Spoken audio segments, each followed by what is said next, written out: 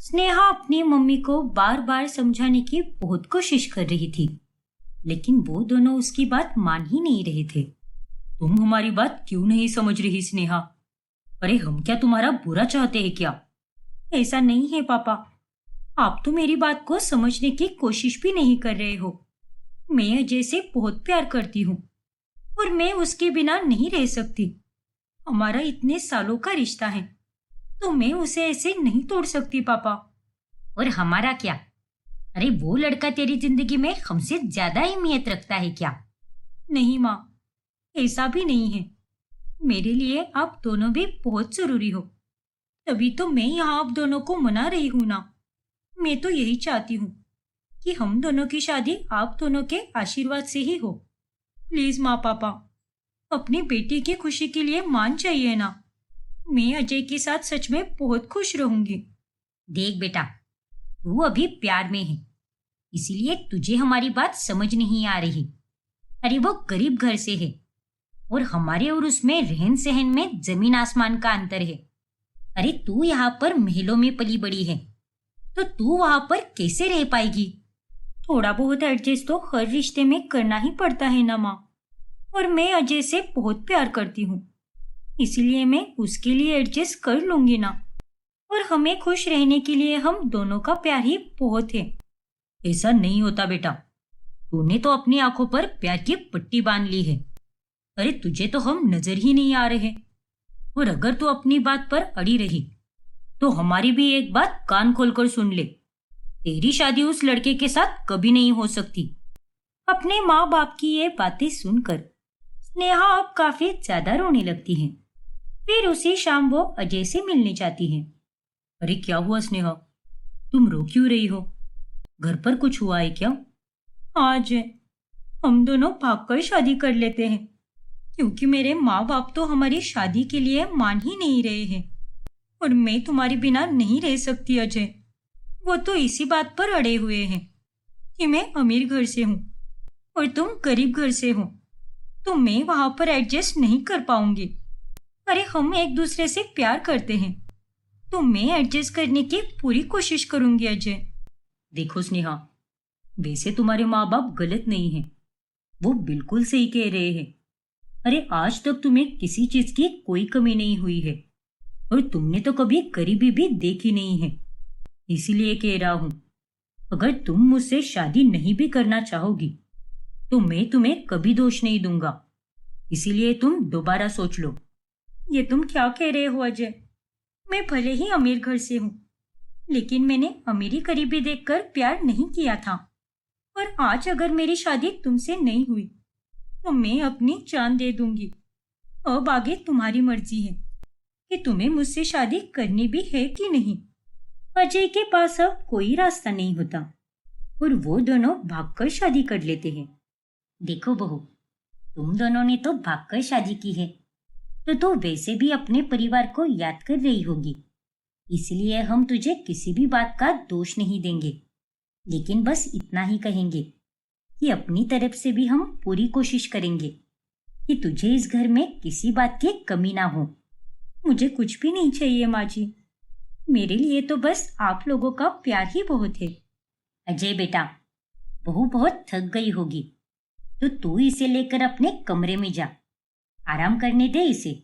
फिर अजय और स्नेहा दोनों भी कमरे में सोने जाते हैं। ये गद्दा तो बिल्कुल भी अच्छा नहीं है और ना ही यहाँ पर पंखे की हवा भी आ रही है। पता नहीं है अजय इतनी गर्मी में इतने आराम से कैसे सो सकता है। मुझे तो नींद भी नहीं आ रही। अजय, उठो ना अजय। अरे क्या हुआ स्नेहा? देखो ना अजय, मुझे बहुत गर्मी लग रही है, इसीलिए मुझे नींद ही नहीं आ रही। मैं समझ सकता हूँ स्नेहा, गर्मी बहुत बढ़ चुकी है, इसलिए तुम्हें तकलीफ हो रही होगी। पर कोई बात नहीं ना, तुम सोने की कोशिश तो करो, तुम्हें अपने आप नींद आ जाएगी। अरे बाबा, गर्मी की वजह से मुझे नींद ही नहीं आ रही। पता नहीं तुम कैसे सो सकते हो। हम इसका कुछ कर नहीं सकते क्या? ठीक है स्नेहा, चलो हम छत पर चलते हैं। फिर वो दोनों पति पत्नी छत पर जाते हैं, क्योंकि रात के समय पर छत पर थोड़ी ठंडक रहती है। चलो अच्छा हुआ जो हम लोग यहाँ पर आ गए। क्योंकि यहाँ पर अब मुझे थोड़ा ठीक लग रहा है। फिर स्नेहा और अजय दोनों जैसे तैसे छत पर सो जाते हैं। फिर अगले दिन, अरे भाभी, कल आपको ठीक से नींद तो आ गई ना? नहीं सीमा, बिल्कुल भी नहीं। नीचे तो मुझे बहुत गर्मी लग रही थी। पंखे की भी हवा बिल्कुल भी नहीं आ रही थी। ऊपर से घर की दीवार भी कितने गर्म हो रखी थी। हाँ बहू, अब गर्मी खत्म होने वाली है ना, इसीलिए इतनी ज्यादा है। अब रोज का यहाँ पर यही हाल रहेगा। पर कोई बात नहीं बहू, धीरे धीरे तुझे इन सब की आदत हो जाएगी। और वैसे भी कुछ ही दिनों में बारिश भी शुरू हो जाएगी। अब चल, खाना खा ले। कल की बची हुई रोटी को मैंने नमक लगाकर सेक दिया है। क्या? बासी रोटी? हाँ बहू, हम तो यहाँ पर यही खाते हैं। वैसे थोड़े पैसे है घर में, तुझे कुछ और खाना हो तो बता दे, मैं वो लेकर आती हूँ। अरे नहीं माँ जी, आप सब जो खा रहे हो मैं भी वही खा लूंगी। मुझे और कुछ भी नहीं चाहिए। स्नेहा अब अपने ससुराल में एडजस्ट करने की पूरी कोशिश करती है। फिर जब रात में स्नेहा अपने पति के साथ छत पर सोने जाती है, तभी वहां पर उसकी ननंद सीमा भी आती है। अरे सीमा, तुम यहाँ छत पर क्यों आई हो? वो भाभी, नीचे बहुत गर्मी लग रही थी, बिल्कुल भी राहत नहीं आ रही थी, और इसलिए मैं छत पर आ गई। अरे कोई बात नहीं सीमा, आ जाओ, तुम भी हमारे साथ सो जाओ। अरे थोड़ा तो सोचो अजय, हम दोनों पति पत्नी हैं, और सीमा भी अगर गर्मी की वजह से छत पर सोने लगेगी तो हमारी प्राइवेसी का क्या होगा? वैसे भी इस घर में कोई प्राइवेसी नहीं है, और अगर तुम भी अगर यहीं पर सो जाओगी तो यहाँ की बची कुछ प्राइवेसी भी हमसे छीन जाएगी सीमा। पर स्नेहा, प्लीज अजय, तुम बीच में मत बोलो। मुझे भी पता है कि नीचे बहुत ज्यादा गर्मी है और नीचे सोना बहुत कठिन है, लेकिन हमारी भी अभी नई नई शादी हुई है ना, तो हमें थोड़ी तो प्राइवेसी मिलनी ही चाहिए ना। हाँ भैया, भाभी बिल्कुल सही कह रही है। वैसे भी मुझे तो नीचे गर्मी में सोने की आदत है, इसलिए कोई बात नहीं, मैं नीचे ही सो जाऊंगी। अब धीरे धीरे स्नेहा की परेशानियां बढ़ने ही लगती हैं। फिर एक रात जब वो दोनों छत पर सो रहे होते हैं, तभी, अरे बाप रे, ये अजीब अजीब सी आवाजें कहाँ से आ रही है? कहीं कोई जानवर तो नहीं ना? लेकिन हम तो शहर में रहते हैं, तो यहाँ पर कोई जानवर कैसे आ सकता है? अजय, देखो ना, ये आवाजें कहाँ से आ रही है? अरे तुम इतना क्यों डर रही हो? हर रात कीड़े मकोड़ों की आवाज ऐसी ही आती रहती है। नहीं तो, मेरे घर में तो आज तक ऐसी आवाज कभी नहीं आई, और जब हम यहाँ नीचे सोए थे तब भी मुझे कोई आवाज नहीं आई थी। तो फिर आज अचानक से आवाज कैसे आ रही है? अचानक से नहीं आ रही स्नेहा, ये आवाजें रोज आती हैं। वो आज कुछ ज्यादा ही सन्नाटा है ना, इसीलिए तुम्हें साफ सुनाई दे रही है। और नीचे रूम में तो पंखा चलता है, इसीलिए आज तक तुम्हें कुछ पता ही नहीं चला। अब घबराओ मत और शांति से सो जाओ। हे भगवान, यहाँ तो कितनी सारी प्रॉब्लम है, एक प्रॉब्लम खत्म नहीं होती, ये दूसरी प्रॉब्लम आ जाती है। हाँ स्नेहा, ये बात तो तुमने बिल्कुल सही कही। अब चलो सो जाते हैं, वरना तुम्हारी नींद पूरी नहीं होगी, फिर कल सुबह तुम चिड़चिड़ करोगी। स्नेहा को कितनी परेशानी हो रही है, ये उसका परिवार भली भांति समझ रहा था, लेकिन कोई चाहकर भी उसकी मदद नहीं कर पा रहा था। फिर अगली शाम, अरे बहू, तू इतना क्यों हाफ रही है? और ये पानी की बाल्टी कहाँ पर लेकर जा रही है तू? अब मैं छत पर सोती हूँ ना माँ जी, तो रात की चांदनी की वजह से तो ठंडक मिलती ही है, लेकिन फिर भी छत बहुत तपी रहती है और उसकी वजह से ठीक से नींद ही नहीं आती। हाँ बहू, ये बात तो तूने बिल्कुल सही कही। चल, मैं भी तेरी मदद करती हूँ। फिर स्नेहा के ननंद और सास उसकी मदद करने लगती है और वो तीनों भी पानी की बाल्टी छत तक लेकर जाती हैं। मुझे बिल्कुल नहीं पता था माँ जी कि मुझे यहाँ आकर इतनी ज्यादा परेशानी होने वाली है, लेकिन मुझे ये भी नहीं पता था कि मेरे ससुराल वाले मेरे परेशानी में ऐसे खड़े रहेंगे। शुक्रिया माँ जी, आप लोग तो सच में बहुत अच्छे हो। अरे बहू, अब तू हमारा परिवार है, तो हम तुझे ऐसे अकेला कैसे छोड़ सकते हैं? और भाभी, अगर हम पानी को थोड़ी देर ऐसे ही छत पर छोड़ देंगे ना, तो छत एकदम ठंडी हो जाएगी। एक काम करते हैं, पानी जाने का रास्ता ही बंद कर देते हैं। हाँ सीमा, तुमने बिल्कुल सही कहा। लेकिन आप लोग भी मेरी वजह से नीचे गर्मी में सोते हो, और इस बात का अब मुझे बहुत बुरा लग रहा है। एक काम करो, आज से आप लोग भी मेरे साथ ही छत पर सो जाना। फिर रात के समय सभी लोग खाना खाकर छत पर आते हैं। और तभी ये देखिए, मैं ये छोटा वाला पंखा भी लेकर आई हूँ। अब तो अच्छी हवा आना तय है। लेकिन स्नेहा, इसकी तार तो बहुत छोटी है, तो ये नीचे स्विच तक नहीं जा पाएगी। हे भगवान, इसका मतलब मेरी मेहनत खराब हो गई। हाँ भाभी।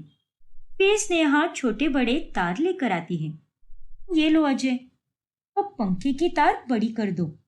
अरे, ये इतनी सारी तार तुम कहाँ से लेकर आई हो? अरे, मुझे तो ये सब नीचे ही मिली। शायद कोई कोई तार टूटी हुई है, या फिर किसी चीज की बची हुई तार होगी। मैंने किसी एक वीडियो में देखा था कि इससे हम भी एक बड़ी तार बना सकते हैं। तो तुम बना लोगे ना इससे एक बड़ी तार? मानना पड़ेगा स्नेहा, मजबूरी में तुमने काफी कुछ सीख लिया है। अरे, ये सब बातें तो हमारे दिमाग में आज तक नहीं आई। और हाँ, मैं इससे बड़ी तार बना सकता हूँ। फिर अजय सारी तारें जोड़कर एक बड़ी तार बनाता है, और स्नेहा तार को स्विच में लगाकर पंखा चालू करती है। तू भी क्या क्या करती रहती है बहू? अरे, ये तो यहाँ का रोज का ही है, और तूने इसके लिए इतनी मेहनत की है। लेकिन सोच, अब लाइट चली जाएगी तो तू क्या करेगी? हाँ माँ जी, ये तो मैंने सोचा ही नहीं। अजय, हम एसी ले लेते हैं ना। देख रहे हो ना, मुझे यहाँ पर कितनी तकलीफ हो रही है। ऐसा नहीं है कि मैं यहाँ पर खुश नहीं हूँ और एडजस्ट नहीं कर सकती। अब तुम तो देख ही रहे हो ना, मैं एडजस्ट करने की पूरी कोशिश कर रही हूँ, पर यह गर्मी तो मेरी हर बार हिम्मत तोड़ देती है। मैं समझ रहा हूँ स्नेहा, आज तक तुम बिना एसी के नहीं रही हो, और ऐसे में अब तुम्हें छत पर सोना कितना मुश्किल हो रहा है। तो इसका मतलब तुम मेरी बात से सहमत हो अजय? हम एसी ले रहे हैं ना? हाँ, मैं तुम्हारी बात से सहमत हूँ स्नेहा, लेकिन हम एसी नहीं ले सकते। लेकिन क्यों अजय? गर्मी देख रहे हो ना कि कितनी ज्यादा हो रही है। अरे, मेरा ही नहीं बल्कि घर में सबका बुरा हाल है। अब जब एसी आ जाएगा तो हम दूसरे वाले कमरे में लगवा लेंगे ना, क्योंकि वो बहुत बड़ा कमरा है, तो हम सभी लोग वहां पर एक साथ आराम से सो सकते हैं ना। मैं तुम्हारी बात समझ रहा हूँ स्नेहा, लेकिन मुझे अकेले को ही एक घर संभालना है, इसीलिए ये पॉसिबल नहीं है। देखो, अगर मैं आज से एसी के लिए पैसे जमा करूंगा तो अगले साल तक हम एसी पक्का ले सकते हैं। हाँ भाभी, पैसे जमा करने में मैं भी भैया की मदद करूंगी, तो इससे आपको ज्यादा समय तक परेशान रहने की कोई जरूरत नहीं होगी। स्नेहा अब काफी उदास हो जाती है। ऐसे ही परेशानी में स्नेहा कई दिन रात और निकाल देती है। फिर एक रात स्नेहा की आंख अचानक से खुल जाती है, और तभी चोर चोर चोर, कोई तो है वहां पर अजय, वो देखो चोर। स्नेहा की आवाज सुनकर ससुराल वाले और उसके आस पड़ोस के लोग नींद से जाग जाते हैं, और स्नेहा भी काफी डर जाती है। तुम ठीक तो हो ना स्नेहा? वो चोर तो पकड़ा गया ना? हाँ स्नेहा, वो चोर पकड़ा जाएगा, लेकिन तुम तो ठीक हो ना?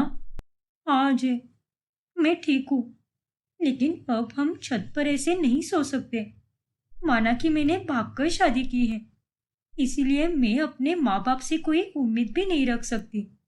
लेकिन मैं इतनी पढ़ी लिखी भी तो हूँ, तो अब मुझे भी नौकरी करनी चाहिए। हाँ अजय, यही एक रास्ता है, मुझे कहीं और अच्छी नौकरी भी मिल जाएगी। वो सब तो ठीक है स्नेहा, लेकिन क्या तुम नौकरी कर पाओगी? क्यों नहीं कर पाऊंगी मैं? मेरे परिवार को मेरी जरूरत है, और भगवान की दया से मैं बहुत अच्छी पढ़ी लिखी हूँ, इसलिए मुझे कहीं ना कहीं तो जरूर अच्छी नौकरी मिलेगी। और फिर हम लोग एसी भी ले लेंगे, क्योंकि अब मैं खुद को और अपने परिवार वालों को ऐसे गर्मी में और परेशान नहीं देख सकती हूँ। वैसे भाभी, मुझे पैसे कम ही मिलते हैं, लेकिन मैं भी नौकरी करती हूँ। आप चाहो तो मेरे पैसे ले लो, उसमें एसी आ जाएगा, क्योंकि आपको सच में बहुत तकलीफ हो रही है। नहीं सीमा, तुम बहुत प्यारी हो और ये जिंदगी मैंने खुद अपनी मर्जी से चुनी है, इसीलिए अब मैं भी जॉब करूंगी। और आप सब लोग चिंता मत कीजिए, मेरे सारे दोस्त बहुत अच्छे हैं, मैं उन्हें बोल दूंगी तो कहीं ना कहीं तो मुझे नौकरी मिल ही जाएगी और इससे हमारे परिवार को ही मदद होगी। स्नेहा को अगले एक हफ्ते में ही जॉब मिल जाती है और फिर अगले 2 महीनों में वो एक ऐसी ईएमआई पर ले लेती है और फिर अपने पूरे परिवार के साथ वो आराम से और खुशी खुशी रहने लगती है। रवीना की शादी सुदीप से होती है और अपनी पहली रसोई में रवीना ढेर सारे स्वादिष्ट पकवान बनाती है। अरे वाह, इन सारे पकवानों को देखकर तो मुझसे रहा ही नहीं जा रहा। अब मैं तो बस इन पर टूट पड़ूंगा। ज्यादा उत्साहित होने की कोई जरूरत नहीं है। आपको मैं इतना तला भुना खाना खाने ही नहीं दूंगी। चुपचाप 2 निवाले खाइए और अपने कमरे में जाकर सो जाइए। अरे मनोरमा, कम से कम आज के दिन तो मुझे बख्श दो ना। आज बहू ने पहली बार खाना बनाया है। हाँ माँ, रहने दो ना, आज के दिन तो चलता है। अरे अब बातें बंद भी कीजिए और खाना खाइए, वरना ये ठंडा हो जाएगा। फिर वो तीनों खाना खाते हैं और पहले निवाले को खाकर ही उन तीनों के कानों से धुआं और आंखों से आंसू निकल जाते हैं। अरे बाप रे, इतना तीखा पानी! अरे नहीं, मर गई रे। हाँ, अरे बहू पानी दो, पानी। हाय हाय मिर्ची, उफ उफ मिर्ची। अरे बहू, सत्यानाश हो तेरा, जल्दी से पानी दे मुझे। ठीक है माँ जी, अभी लाती हूँ। फिर रवीना जग लाकर सबको पानी देती है और पानी पीने के बाद सब शांत हो जाते हैं। बहू, तू अपनी अक्ल मायके में ही छोड़कर आई है क्या? अरे इतना तीखा खाना कोई कैसे खा सकता है? कूट कूट कर तूने इसमें हरी मिर्च डाली है। और नहीं तो क्या रवीना, जल्दी से हमें मीठी टॉफीज दे दो, वरना आज तो हमारी शामत ही आ जाएगी। फिर रवीना उन तीनों को मीठी टॉफीज देती है। मुझे तो तीखा खाना ही पसंद है, हरी मिर्च के बिना तो मेरा खाना हजम ही नहीं होता। मैं रोज ऐसा ही खाना बनाती हूँ। क्या कहा? रोज ऐसा ही खाना? अरे ओ पागल खाने से छूटी हुई पगलेट, तू ऐसा खाना अपने मायके में ही बनाया कर, लेकिन यहाँ पर नहीं। हम साधारण खाना खाते हैं और इतना तीखा खाना खाकर तो हमारी तबीयत खराब हो जाएगी। और नहीं तो क्या रवीना, अरे कितना तीखा खाना बनाया है तुमने, उसी की जलन ठीक होने के लिए 2 दिन लग जाएंगे। हे भगवान, आप सब भी ना, ऐसा कुछ भी नहीं होने वाला। मैं तो रोज ही खाती हूँ, लेकिन अब तक तो मुझे कुछ भी नहीं हुआ है।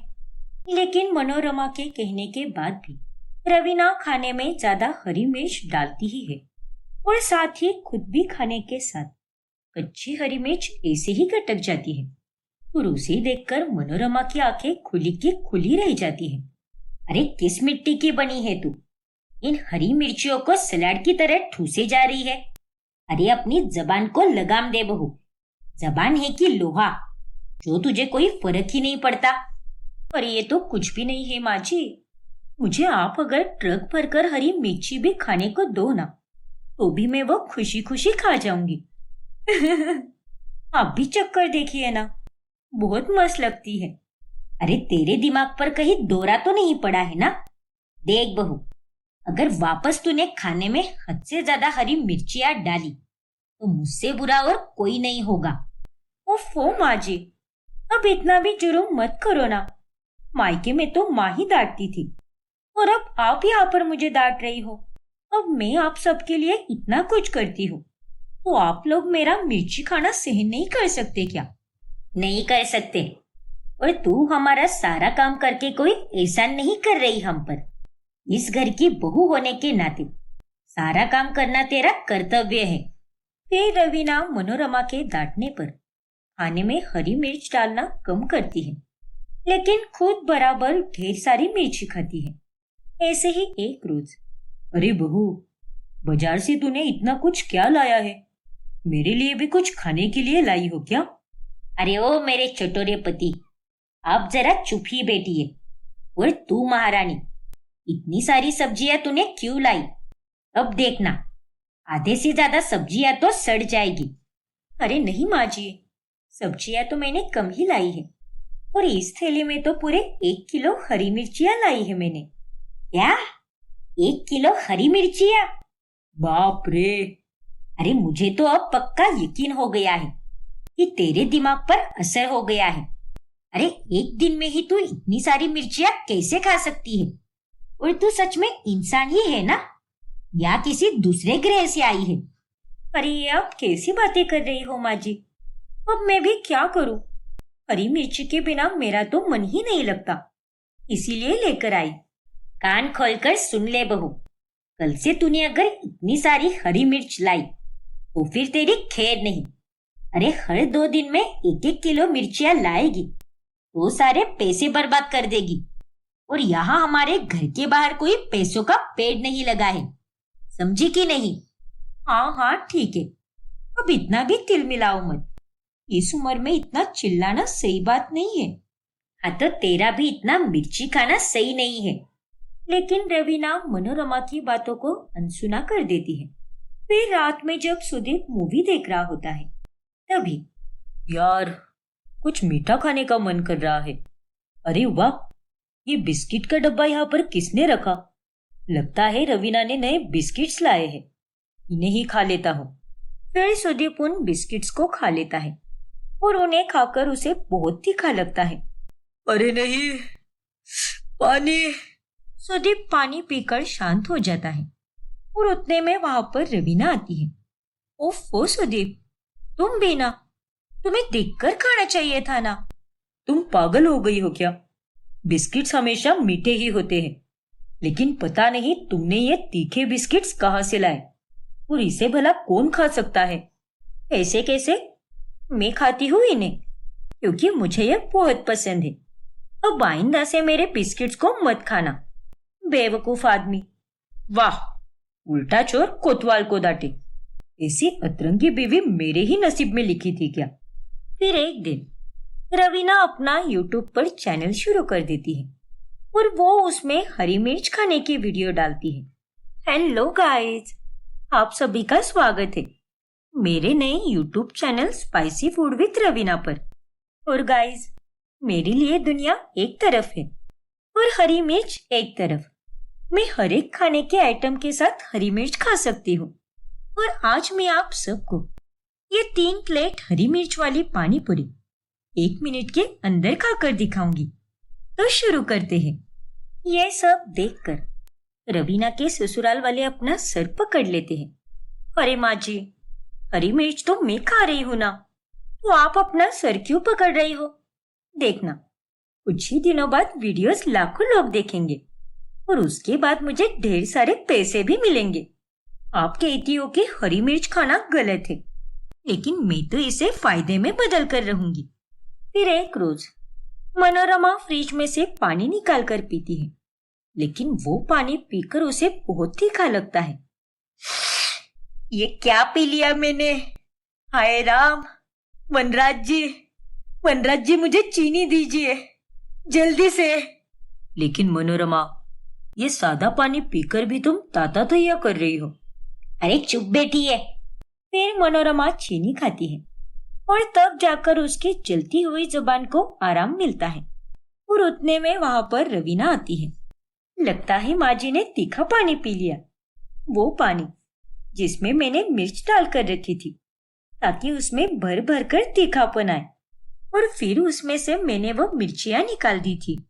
अरे नालायक लड़की, तुझे इतनी सारी करामती करने के लिए कौन कहता है? मैं कुछ भी कर सकती हूँ माँ जी, लेकिन आपने वो पानी पिया ही क्यों?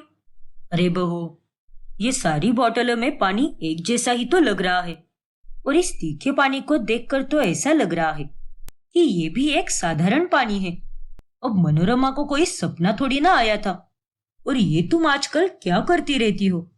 बार बार इसे कहती हूँ कि मिर्ची खाना बंद कर दे, लेकिन नहीं, ये निर्लज्ज लड़की मेरी कभी बात नहीं मानेगी। अरे माँ जी। अरे क्या माँ जी, बस बहुत हो गया तेरा। अब तो मैं सारे सब्जी वालों को धमकाने वाली हूँ कि तुझे कोई मिर्ची ना दे। क्या? फिर मनोरमा जाकर गली के सारे सब्जी वालों को कह देती है कि वो लोग रवीना को हरी मिर्ची ना दे। लेकिन उसके बाद 2 दिन बीत जाने पर रवीना फिर से एक सब्जी वाले के पास जाती है। चलो भैया, अब ज्यादा भाव मत खाओ और चुपचाप मुझे 1.5 किलो हरी मिर्ची दे दो। ना बाबा ना। अरे दीदी, हमका बॉक्स दियो। वो आपकी सास कोनो हिटलर से कम नहीं है। अगर उनको पता चला कि हम आपको चोरी छुपे हरी मिर्च देते रहे तो वो तो हमारा हड्डी पसली एक करके रख दे है। अरे भैया, कुछ भी नहीं होगा, मैं कह रही हूं ना, किसी को कुछ भी पता नहीं चलेगा। मैं ये सारी हरी मिर्ची अपने कमरे में छुपा कर रखूंगी, इसलिए तुम्हें कोई नहीं मारेगा। ठीक बा, ले लो। अब का कर सकत है हम भी। अब तो हमारी बात मानने से रही। लेकिन बदकिस्मती से मनोरमा रवीना को सब्जी वाले से मिर्चियां लेते हुए देख लेती है और वो उस सब्जी वालों को डंडे से पीटती है और साथ ही रवीना को भी भरे मोहल्ले के सामने खूब सुनाती है। अरे क्या माँ जी, आप भी, आपने तो मेरी इज्जत मिट्टी में मिला दी। पूरे मोहल्ले के सामने मुझे कितना सुनाया आपने। अरे आपको थोड़ी सी भी अकल है या नहीं? अरे चुप बैठ, और सबसे पहले तो तू आवाज नीचे करके बात कर मुझसे। अरे तुझे तो मैंने पहले ही कहा था कि इस घर में हरी मिर्च मत लाना, तो तूने मेरी बात क्यों नहीं मानी?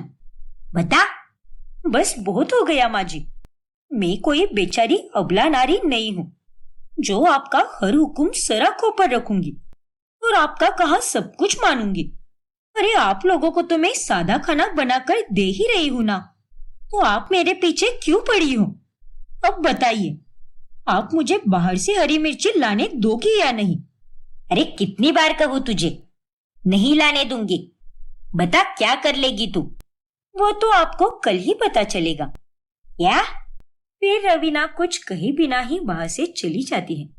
फिर अगली सुबह जब मनोरमा घर के गार्डन में आती है तब वहां पर हरी मिर्च के ढेर सारे पौधे देखकर वो तो एकदम दंग रह जाती है। हे भगवान, अरे ये सब क्या है बहू? मेरे हरी मिर्ची के पौधे माली से कहकर मैंने आज सुबह ही लगवाए हैं। अब मैं खुद ही मिर्ची उगाऊंगी और इसी को खाऊंगी। और खबरदार, जो आपने इन्हें उखाड़ने की कोशिश भी की तो। अरे तू पागल हो गई है क्या? ये सब तू बिल्कुल भी सही नहीं कर रही। तो फिर आप जो कर रही हो वो सही है क्या? नहीं ना, तो चुपचाप मुझे हरी मिर्ची की खेती करने दीजिए। रवीना अब बेहिसाब हरी मिर्च खाती है, जिस कारण दिन ब दिन उस सब का उसकी तबीयत पर बुरा असर होने लगता है। फिर एक दिन जब वो अपनी सहेली के घर पर किटी पार्टी के लिए जाती है तभी ओह नो, मेरे पेट में तो कितनी जलन हो रही है। अब क्या करूं? जोरों की बाथरूम भी आई है। अगर अभी टंकी खाली नहीं की तो कहीं यहीं पर बैठे बैठे खाली ना हो जाए। अरे रवीना, किस सोच में है तू? और तू ऐसे मूर्ति बनकर क्यों बैठी है? तेरी तबीयत तो ठीक है ना? नहीं शीना, मुझे जल्दी बता, तेरा बाथरूम किधर है? वो रहा वहां पर। लेकिन क्या हुआ है? अरे बाबा, मुझे चोर की आई है, इसीलिए मैं बाथरूम जा रही हूँ। इस तरह से रवीना को ना चाहकर भी अपनी सहेली के घर पर ही बाथरूम करने के लिए जाना पड़ता है और उसे इस हालत में देखकर उसकी सहेलियां उस पर खूब हंसती हैं। अरे ये कितनी पागल है, ऐसे कोई जाता है क्या बाथरूम में? अब इतना तीखा खाएगी तो उसके साथ ऐसा ही होगा ना। सच में वो तो एक नंबर की बेवकूफ लड़की है। एक प्रकार से रवीना का वहां पर मजाक बन जाता है, लेकिन इसके बावजूद भी उसे कुछ भी नहीं लगता और वो पास में हो रहे एक चैलेंज में हिस्सा लेती है जहाँ पर वो 5 मिनट में ढेर सारी हरी मिर्च खा लेती है। और इस वजह से अगले 2 दिनों तक रवीना का पेट काफी खराब हो जाता है और वो दिन में 50 बार बाथरूम के चक्कर लगाती है। सुदीप, आपकी बीवी को बवासीर की प्रॉब्लम हो चुकी है और आपको इसका इलाज कराना ही होगा। क्या? फिर रवीना का ऑपरेशन हो जाता है, जिसके बाद वो ठीक हो जाती है और तभी जाकर वो सबके सामने कान पकड़ लेती है। मुझे माफ कर दीजिए माँ जी। आप सबका कहना अगर मैंने पहले ही मान लिया होता तो आज ये सब कुछ होता ही नहीं। तीखा खाने के कारण मुझे कितनी मुसीबतों का सामना करना पड़ा, पर अब मैं आप लोगों से वादा करती हूँ कि मैं आज के बाद तीखा खाना कभी नहीं खाऊंगी, और अगर खाऊंगी भी तो नियमित रूप से, जितना आप सब खाते हो, क्योंकि अब मैं समझ चुकी हूँ कि कोई भी चीज ज्यादा मात्रा में की जाए तो वो आखिर में नुकसान ही देती है। चलो, देर आए पर दुरुस्त आए। और इस तरह से अंत में रवीना की अकल ठिकाने पर आ जाती है, जिसके बाद वो अपने ससुराल में खुशी से रहती है। देखो अतुल, आज तुम्हारी छुट्टी है तो अच्छे से आराम करो। सीरीज देखने में या फिर फालतू के भटकने में अपना दिन खराब मत करना। अब मैं जॉब के लिए निकल रही हूँ। जाओ जाओ। अरे हफ्ते में 1 दिन मिलता है मुझे घर पर, और उस दिन भी तुम ऑफिस चली जाती हो। बस अपने जॉब में ही उलझी रहती हो तुम। हाँ, तो मैं घर बैठकर सीरियल देखने वालों में से बिल्कुल नहीं हूँ। मुझे काम करना बहुत पसंद है, इसीलिए जाती हूँ मैं। अरे बाबा, मैं ये नहीं कह रहा कि तुम जॉब पर मत जाओ, लेकिन अगर तुम्हारी तरक्की होगी तो इस दुनिया में सबसे ज्यादा खुशी मुझे ही होगी। लेकिन इस जॉब को छोड़ दो शिखा। अब 2 साल हो गए हैं और तुम अब भी उसी जॉब में घिस रही हो। तुम्हारी सैलरी भी नहीं बढ़ी है। कब से तुम उसी पोस्ट पर काम कर रही हो, और एक जॉब में तरक्की तो होनी चाहिए ना। तो तुम्हारे कहने का क्या मतलब है अतुल? मैं ये जॉब छोड़ दूं? हाँ शिखा, इस जॉब को छोड़कर कोई अच्छी सैलरी और पोस्ट वाली जॉब करो। चाहो तो 1 महीना घर पर ही रुको। मैं तुम्हारे लिए अच्छी पोस्ट वाली जॉब ढूंढूंगा। नहीं अतुल, मैं ऐसा नहीं कर सकती। दूसरी जगह जाने पर मुझे सब कुछ फिर से शुरू करना पड़ेगा, और अब तो मैं इस जॉब में पूरी तरह कंफर्टेबल हो चुकी हूँ। और रही बात तरक्की की, तो वो भी बहुत जल्द होगी। देखना तुम। देखो शिखा, मैं तुम्हें 6 महीने की मोहलत दे रहा हूँ, और इन 6 महीने के अंदर तुम्हारी तरक्की नहीं हुई तो मैं खुद तुम्हारे बॉस को तुम्हें जॉब से निकालने के लिए कहूंगा और तुम्हें कहीं दूसरी जगह पर जॉब दिला दूंगा। इसकी नौबत ही नहीं आएगी अतुल। इतना कहकर शिखा वहां से जॉब पर चली जाती है। एक दिन शिखा को ऑफिस में काफी काम रहता है। तभी, हे भगवान, आज का काम तो कुछ ज्यादा ही है। काश ऐसा होता कि मुझे बिना काम करे ही पैसे मिल जाते, लेकिन ये काम तो आज खत्म होने से रहा। मुझे तो आज ओवर टाइम करना पड़ेगा। एक काम करती हूँ, आज के काम के लिए मैं अभिनव की मदद लेती हूँ।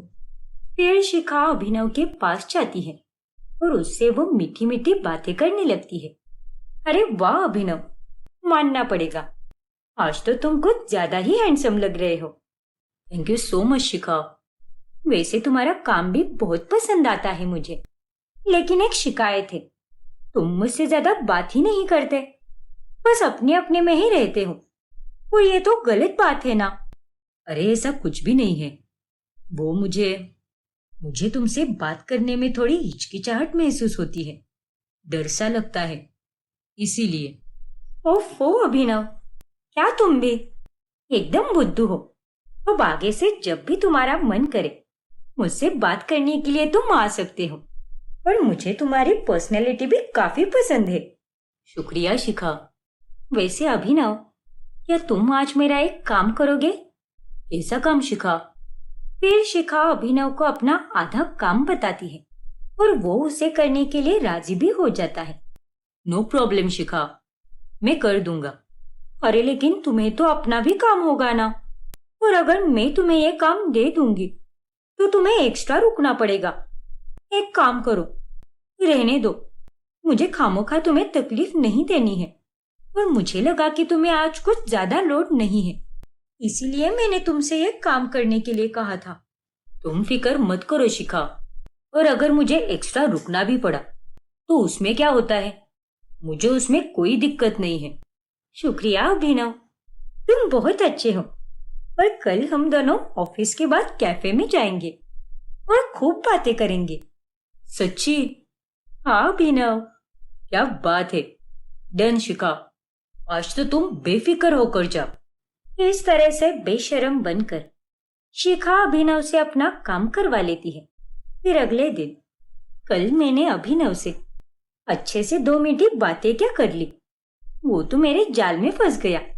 और ऐसा ही अगर मैंने युवराज सर के साथ किया तो फिर तो मेरी लॉटरी ही लग जाएगी। युवराज सर भी तो सिंगल है और ये सारे मर्द एक जैसे ही होते हैं। इनसे 2 मीठी बातें क्या कर ली, ये तो पिघल कर दीवाने हो जाते हैं। फिर शिखा अपने बॉस युवराज के करीब आने की कोशिश करती है। यस शिखा, कम इन। सर, वो मैं हमारे अगले प्रेजेंटेशन के बारे में बताने आई हूँ।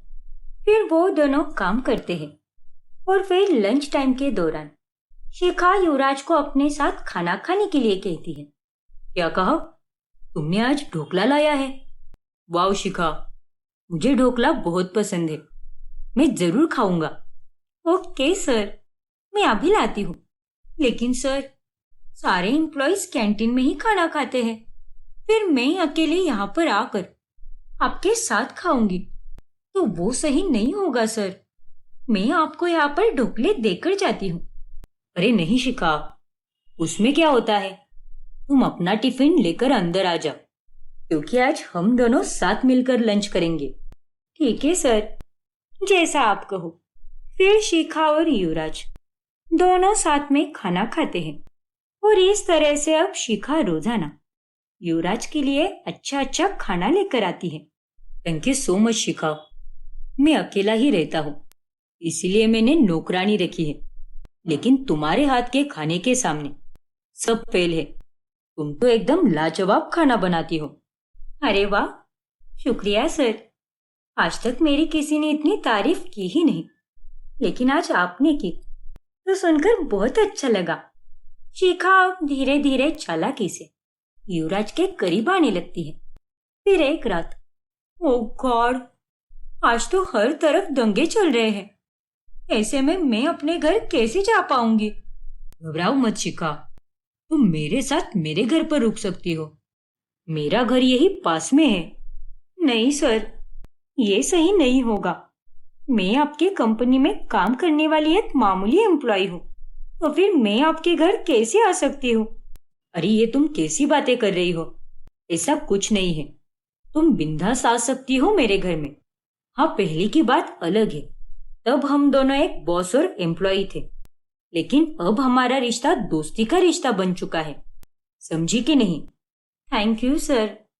अरे यार, अब जब दोस्त कहा है तो सर कहकर क्यों पुकार रही हो मुझे? युवराज को होना, या सर सर लगा के रखा है? ओके बाबा, ठीक है। युवराज, अब चले। शिखा युवराज के साथ उसके घर पर ही जाती है और अपने घर पर ये बताती है कि वो अपनी सहेली के घर रुकी है। फिर उस रात, ये लो युवराज, तुम्हारे किचन में मैंने कॉफी देखी तो मैंने हम दोनों के लिए बना दी। अमेजिंग शिखा, वैसे तुम्हें तो मेरे बारे में सब कुछ पता है कि मेरी फैमिली विदेश में रहती है और मैं यहाँ पर अकेला ही रहता हूँ, पर मुझे तुम्हारे बारे में कुछ भी नहीं पता कि तुम्हारी फैमिली में कौन है। मैं अपने पति और सास के साथ रहती हूँ। ओह, तो तुम शादीशुदा हो? हाँ युवराज। वैसे कितने साल हुए तुम्हारी शादी को? यही कुछ 2 साल। ये तो बहुत अच्छी बात है कि शादी के बाद भी तुम्हारी फैमिली वाले तुम्हें जॉब पर जाने दे रहे हैं, वरना काफी लड़कियों को शादी के बाद अपने करियर को पीछे रखकर अपनी घर गृहस्थी को आगे रखना पड़ता है। अरे नहीं युवराज, ऐसा बिल्कुल भी नहीं है। मेरे ससुराल वाले बहुत बुरे हैं, घर पर तो रोज झगड़े होते रहते हैं, इसीलिए मैं जॉब पर आती हूँ ताकि 9 से 10 घंटे मुझे कुछ शांति मिले। और साथ ही हाथ में 2 पैसे भी आ जाए। क्या? लेकिन वो लोग झगड़े क्यों करते हैं? जाने दो ना युवराज, मुझे उस बारे में कोई बात नहीं करनी। अब आप मेरे दोस्त जैसे हो, तो हम दोनों साथ में कहीं घूमने तो जा सकते हैं ना? क्यों नहीं शिखा, मैं तो वैसे भी कहीं जाने की प्लानिंग में ही था, लेकिन मेरे ज्यादा दोस्त ना होने के कारण मैं हमेशा सोलो ट्रैवलिंग ही करता हूँ। अच्छा, तो इस बार मैं चलूंगी आपके साथ। अरे नहीं नहीं, मैं भी ना इतनी बेवकूफ हूँ। आप मेरे दोस्त हो, लेकिन सिर्फ बाहर। ऑफिस में तो बॉस ही रहोगे ना, और ऑफिस में तो इतना सारा काम है इस महीने, तो ट्रिप पर जाने के लिए मुझे छुट्टी कहाँ से मिलेगी? अरे उन सब की चिंता मत करो शिखा, मैं यहाँ भी तुम्हारा दोस्त हूँ और ऑफिस में भी रहूंगा, और मैं अच्छे से जानता हूँ कि तुम कितनी दुखी हो, और इस हालत में एक दोस्त अपने दोस्त को नहीं समझेगा तो कौन समझेगा? तुम फिक्र मत करो, हम दोनों ट्रिप पर जरूर जाएंगे। क्या? सच में? हाँ शिखा। शिखा बहुत खुश हो जाती है और वो युवराज के साथ घूमने चली जाती है। लेकिन तभी उसी दिन उसकी सास हेमलता को बाजार में शिखा की ऑफिस वाली सहेली कांचन मिलती है। अरे कांचन, तुम यहाँ? तुम तो मेरी बहू की ऑफिस वाली सहेली हो ना? हाँ आंटी जी, नमस्ते। नमस्ते बेटा। वैसे बहू तो कह रही थी कि वो किसी बिजनेस ट्रिप पर जा रही है, वो भी ऑफिस वालों के साथ। तो फिर तुम यहाँ पर क्या कर रही हो? तुम नहीं गई क्या उसके साथ? क्या बिजनेस ट्रिप? नहीं आंटी जी, आपको शायद कोई गलतफहमी हुई है। हमारे ऑफिस वाले किसी बिजनेस ट्रिप पर नहीं गए हैं। बस आज और कल शिखा नहीं दिखी। कहाँ पर गई है वो? अरे ऐसे कैसे हो सकता है, बहू तो बिजनेस ट्रिप पर गई है। अरे आंटी जी, मुझे इस बारे में कोई आइडिया नहीं है, लेकिन अभी इन दिनों में हमारे ऑफिस से कोई बिजनेस ट्रिप नहीं गई है। यह सुनकर हेमलता अब चौंक जाती है और घर जाकर वो अतुल को सारी बातें बताती है, जिसके बाद वो शिखा को कॉल करता है। क्या? हाँ शिखा, आज कांचन मिली थी माँ को और उसी ने बताया ये सब। ओफो अतुल, क्या तुम भी पूरी बात जाने बगैर ही कुछ भी बोलते रहते हो? अरे बाबा, वो कांचन 14 दिनों से छुट्टी पर थी, अभी कल ही आई होगी, तो उसे हमारे बिजनेस ट्रिप के बारे में कैसे पता होगा? और यहाँ पर बॉस के साथ साथ 2 एम्प्लॉइज भी है मेरे साथ। अच्छा, ऐसी बात है क्या? और नहीं तो क्या अतुल, अब तुम्ही ने तो कहा था ना कि मैं तुम्हें 6 महीने की मोहलत दे रहा हूँ, तो अब जब मैं अपने काम पर ज्यादा ध्यान देकर अपनी तरक्की करने की कोशिश में जुटी हुई हो, तो तुम बीच में टांग क्यों अड़ा रहे हो? और अब रखो फोन और मुझे काम करने दो। इतना सारा झूठ बोलकर शिखा कॉल कट कर देती है और अब फिर से शिखा युवराज को अपनी तरफ आकर्षित करने की कोशिश करने लगती है, जिसके बाद उसकी सैलरी 4 गुना बढ़ जाती है और साथ ही उसके ऊपर काम का प्रेशर बिल्कुल ना के बराबर हो जाता है। यार सोनाली, ये शिखा तो सर के साथ पिछले 1 घंटे से कैबिन में है। पता नहीं इतना क्या डिस्कस कर रहे हैं, और इन दोनों के बीच में कोई चक्कर चल रहा है क्या? वही तो, युवराज सर हम सबके साथ अलग रहते हैं और शिखा के साथ एकदम अलग बर्ताव करते हैं। अब ना सिर्फ कांचन और सोनाली को, बल्कि धीरे धीरे ऑफिस में हर किसी को युवराज और शिखा के रिश्ते पर शक होने लगता है। फिर अचानक से एक रात, अरे शिखा, इतनी रात गई तुम कहाँ जा रही हो? लगभग 10 बज चुके हैं। मैं ऑफिस जा रही हूँ अतुल, एक जरूरी मीटिंग है, इसीलिए सर ने बुलाया है मुझे। क्या? इतनी रात को मीटिंग? अरे इस वक्त ऑफिस में कौन बुलाता है? अब तुम शुरू मत हो जाओ अतुल, प्रमोशन चाहिए तो काम करना ही होगा ना। और रही बात मेरे रात को काम करने की, तो हमारा ऑफिस नाइट शिफ्ट के बेसिस पर ही चालू रहता है, और अब क्लाइंट ही इतनी लेट आता है, इसीलिए हमें भी लेट जाना पड़ता है, और उसी के लिए मैं ये प्रेजेंटेशन देने जा रही हूँ। फिर शिखा ऑफिस चली जाती है, लेकिन उसके जाने के बाद, ओह नो, ये पेन ड्राइव तो यहीं पर रह गया, शायद इसी में प्रेजेंटेशन है। पता नहीं शिखा ऑफिस में पहुंची भी होगी या नहीं, लेकिन मुझे ये पेन ड्राइव उस तक पहुंचाना ही होगा। एक काम करता हूँ, मैं ही उसके ऑफिस चला जाता हूँ। क्या हुआ युवराज, आपने मुझे इतनी रात गए क्यों बुलाया है? क्योंकि पूरा ऑफिस खाली हुआ है और मुझे तुम्हें अपने दिल की बात बतानी है, इसीलिए मैंने तुम्हें अभी बुलाया है। दिल की बात मतलब? शिखा, मैं तुमसे प्यार करने लगा हूँ। क्या तुम भी मुझसे प्यार करती हो? घबराओ मत, किसी को कुछ पता नहीं चलेगा। मैं जानता हूँ तुम अपने पति से खुश नहीं हो, लेकिन मैं तुम्हें वो सारी खुशी दूंगा जिसकी तुम हकदार हो। हाँ युवराज, सच कहूँ तो मुझे भी तुम बहुत पसंद हो। फिर वो दोनों एक दूसरे के गले लगते हैं और उन्हें देखकर अतुल अपने आप को रोक नहीं पाता और वो जोर से चिल्ला पड़ता है। ये सब क्या है शिखा? अतुल तुम? मैं यहाँ पर तुम्हें पेन ड्राइव देने आया था, लेकिन अच्छा हुआ जो मुझे वो सब दिख गया जो तुम मेरे पीठ पीछे करती आ रही हो। तुम मुझसे खुश नहीं हो ना? ठीक है, अब से तुम्हारा और मेरा रिश्ता खत्म। तुम्हारे जैसी गिरी हुई औरत की तो मुझे शक्ल भी नहीं देखनी। अरे नहीं अतुल, ऐसा मत कहो, मेरा विश्वास करो, मैं इस आदमी से प्यार नहीं करती। मैं तो सिर्फ तुमसे ही प्यार करती हूँ और मैंने ये सब सिर्फ प्रमोशन के लिए किया है, सैलरी बढ़ाने के लिए किया, ताकि मेरी तरक्की हो जाए। प्लीज मुझे मत छोड़ो अतुल, मुझे ये सब नहीं चाहिए, मुझे तो सिर्फ तुम चाहिए। प्लीज अतुल, मैं तुमसे हाथ जोड़कर माफी मांगती हूँ। क्या? इसका मतलब तुमने मुझसे झूठ बोला? हाँ युवराज। तुम्हें तुम्हारा नया प्यार मुबारक हो शिखा, मर गया मैं तुम्हारे लिए। इस तरह से अंत में अतुल शिखा से रिश्ता तोड़ देता है। वही दूसरी तरफ सच पता चलने पर युवराज भी शिखा को काम से निकाल देता है और शिखा अब सब कुछ खोकर पूरी तरह अकेली पड़ जाती है।